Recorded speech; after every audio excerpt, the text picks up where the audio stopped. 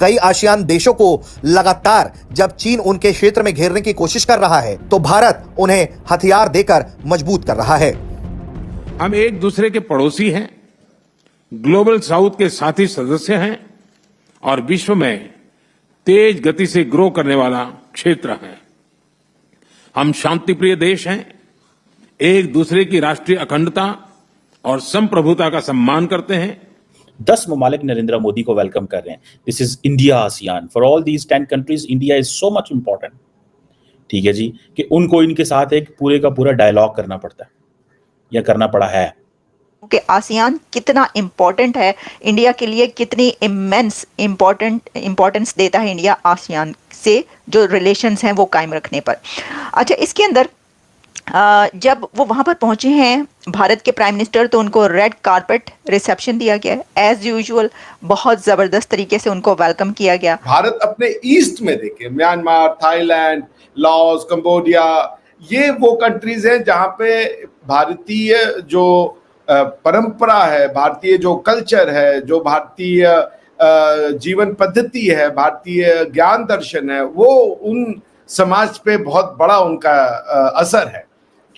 India बड़ी smartly, एक लफ्ज आपने सुना होगा हेल्दी कंपटीशन, इंडिया बड़ी स्मार्टली बेसिकली हेल्दी कंपटीशन में चला गया है with China with ASEAN countries. ये कि भारत जहाँ भी जाता है ना, उसके कहीं ना कहीं से जो कल्चरल टाइज हैं वो निकल आती हैं। और ये तो आपको पता ही है, ये जो कल्चरल वैल्यूज़ हैं वो तो बहुत सिमिलर भी हैं और उनके जो लिटरेचर है और बहुत कुछ इसमें सिमिलैरिटीज़ पाई जाती हैं। तो इस तरीके से वो डायस्पोरा से भी जो वहाँ पर मिले तो काफ़ी इसके अंदर कल्चर और हिस्ट्री जो है उसके ऊपर काफ़ी मैं देख रही थी कि देखने को मिली चीज़। प्राइम मिनिस्टर नरेंद्र मोदी 2 दिन के दौरे पर लाओस पहुंचे। यहाँ पर प्राइम मिनिस्टर मोदी 21वें आसियान भारत शिखर सम्मेलन और 19वें पूर्वी एशिया शिखर सम्मेलन में शामिल होंगे। प्राइम मिनिस्टर मोदी जैसे ही लाओस पहुंचे, उनका वहां पर भव्य स्वागत किया गया। प्राइम मिनिस्टर के वहां पहुंचते ही लाओस का भारतीय समुदाय भी उनके स्वागत के लिए पहुंच गया।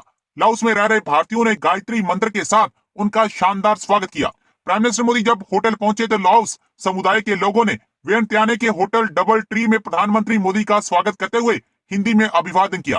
प्राइम मिनिस्टर मोदी 10 और 11 अक्टूबर को लाओस दौरे पर हैं। इस दौरान प्राइम मिनिस्टर मोदी वियंतियाने में शिखर सम्मेलन के दौरान राष्ट्राध्यक्षों के साथ द्विपक्षीय बैठक करेंगे।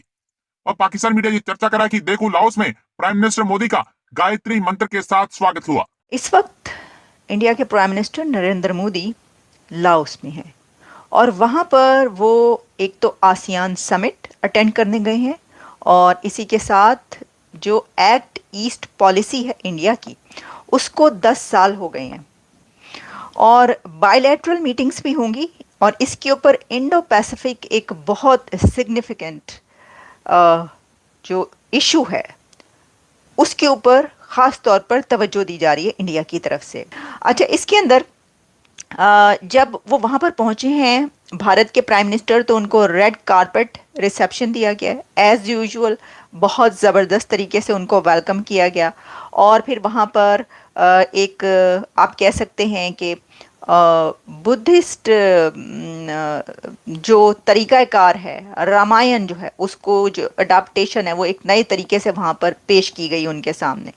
क्योंकि देखें, ये बात आप याद रखिए कि भारत जहाँ भी जाता है ना, उसके कहीं ना कहीं से जो कल्चरल टाइज़ हैं वो निकल आती हैं और ये तो आपको पता ही है, ये जो कल्चरल वैल्यूज़ हैं वो तो बहुत सिमिलर भी हैं और उनके जो लिटरेचर है और बहुत कुछ इसमें सिमिलैरिटीज़ पाई जाती हैं। तो इस तरीके से वो डायस्पोरा से भी जो वहाँ पर मिले तो काफ़ी इसके अंदर कल्चर और हिस्ट्री जो है उसके ऊपर काफ़ी मैं देख रही थी कि देखने को मिली चीज़ें। रामायण के ऊपर जो है वो भी पता चला कि कैसे नए तरीके से उनके सामने पेश किया गया। अच्छा, अब इसके अंदर जो है वो देखिए, वैसे तो ये 2 डे विज़िट है लेकिन ये कहा जा रहा है कि दैट विल बी एक ऐसा ये विज़िट होगा जिसके अंदर ये देखा जाएगा कि अगले जो फ्यूचर है यानी नेक्स्ट फ्यू इयर्स कैसे रिलेशंस इंडिया बनाएगा जो आसियान कंट्रीज़ हैं उनके साथ। अब आपको ये तो पता ही होगा कि जो आसियान कंट्रीज़ हैं उसमें जो यानी वैसे तो इंडिया के सभी कंट्रीज जो है उनके साथ बड़े अच्छे रिलेशंस हैं। यानी जब हम ये बात करते हैं ना कि जी तो वो कौन सा कंट्री है उनके साथ रिलेशन नहीं है, बल्कि मैं एक बड़ी ही इंटरेस्टिंग इसके अंदर देख रही थी, वो मैं आपके सामने भी बताऊंगी कि ये जो इस वक्त वहाँ पर नरेंद्र मोदी साहब पहुंचे हैं ना, तो इतनी इंटरेस्टिंग एक इसका एस्पेक्ट है कि इसमें इम्पॉर्टेंट एनिवर्सरीज जो हैं वो भी आ रही हैं इंडिया की दूसरे कंट्रीज़ के साथ। यानी इसमें India diplomatic relations with several countries in the region, 75th with Indonesia, 75th anniversary with Indonesia, 75th with Philippines, 60th with Singapore and 40th with Brunei. ये जितने भी कंट्रीज हैं इन सब कंट्रीज के साथ किसी के साथ जो है वो एनिवर्सरी 75वीं है, किसी के 60 साल हो गए, किसी के साथ, मतलब इस तरीके से बता रहे हैं कि ये सब कुछ जो है ये चल रहा है। 10 ममालिक नरेंद्र मोदी को वेलकम कर रहे हैं। This is India ASEAN. For all these 10 countries India is so much important, ठीक है जी, कि उनको इनके साथ एक पूरे का पूरा डायलॉग करना पड़ता है या करना पड़ा है। आपने डिजिटल ट्रांसफॉर्मेशन की अगर बात करनी है तो इंडिया इज वर्किंग देयर। अब ये जो ASEAN India comprehensive strategic partnership है, वो कह रहे हैं जी हमारी शेयर्ड वैल्यूज एंड नॉर्म्स हैं, ठीक है जी, कि आसियान इंडिया रिलेशंस में कि जब से ये बना है 1992 में आई थिंक, आसियान इंडिया जो है वो एक समिट, कॉमेमोरेटिव समिट भी हुई थी 2012 में, दिल्ली डिक्लेरेशन है इसके ऊपर, and so on and so fourth.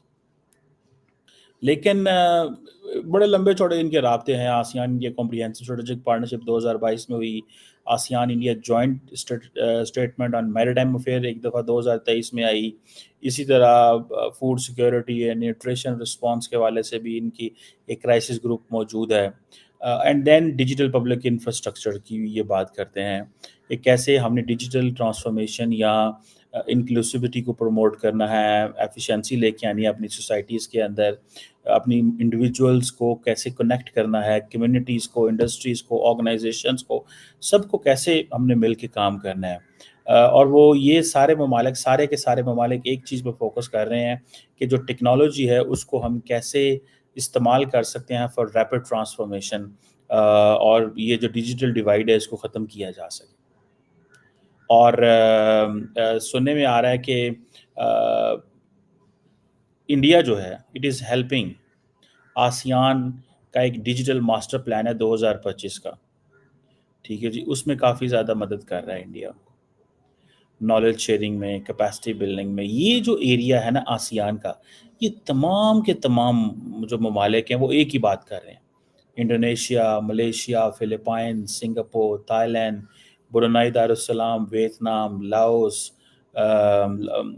Myanmar, Cambodia, ये सारे के सारे एक ही बात कर रहे हैं, ठीक है जी। एक ही बात कर रहे हैं और वो ये बात कर रहे हैं कि हमें डिजिटल ट्रांसफॉर्मेशन चाहिए, पब्लिक जो इंफ्रास्ट्रक्चर है वो सारे का सारा डिजिटल होना चाहिए।